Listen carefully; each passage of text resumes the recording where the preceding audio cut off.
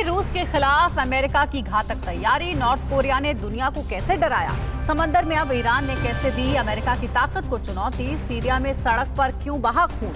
Erdogan अब तुर्की में कौन सी नई साजिश रच रहे हैं और इसराइल में सड़क पर क्यों उतरे हजारों लोग? देखते हैं टॉप 9 वर्ल्ड ऑन पावरपोर्ट में। रूस और अमेरिका के बीच तनाव बढ़ता ही जा रहा है। रूस पर बम गिराने की प्रैक्टिस के लिए अमेरिका ने अपने 6B-52 परमाणु बम वर्षक विमान 57 बार उड़ाए। ये बॉम्बर की एयर लॉन्च क्रूज मिसाइल से लेस है। ये मिसाइल 2500 किलोमीटर की दूरी से परमाणु बम गिराने में सक्षम है। इसके जरिए ब्रिटेन से ही रूस की राजधानी मॉस्को को निशाना बनाया जा सकता है। उत्तर कोरिया ने सत्तारूढ़ दल की वर्षगांठ के मौके पर दुनिया को अपनी सैन्य ताकत दिखाई।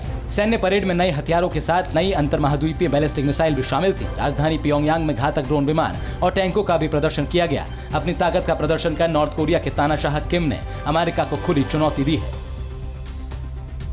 फारस की खाड़ी में अमेरिका की बढ़ती दखलंदाजी का मुकाबला करने के लिए ईरान जल्द ही अपना नया वॉरशिप समंदर में उतारेगा। ईरान का कहना है कि वो समंदर में पर्शियन गल्फ नाम का अपना वॉरशिप उतारेगा। ये वॉरशिप मिसाइल और ड्रोन जैसे घातक हथियारों से लैस होगा। खास बात यह है कि वॉरशिप बगैर रिफ्यूल के बिना 3 बार दुनिया का चक्कर लगा सकता है।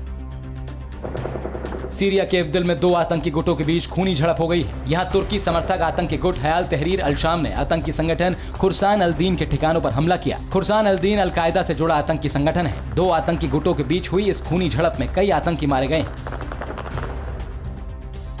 अजरबैजान और आर्मेनिया की जंग में सीरिया के 600 से ज्यादा आतंकी मारे गए हैं। ये आतंकी तुर्की की मदद से अजरबैजान की तरफ से लड़ने के लिए नागोर्नो काराबाग पहुंचे थे। तुर्की की मदद से 1500 से भी ज्यादा सीरियाई आतंकी अजरबैजान की तरफ से जंग लड़ने के लिए नागोर्नो काराबाग पहुंचे थे। जापान ने साउथ चाइना सी में नेवल एक्सरसाइज कर चीन को अपनी ताकत दिखाई है। जापान की सेल्फ डिफेंस फोर्स ने अपनी 3 वॉरशिप के साथ युद्धाभ्यास किया।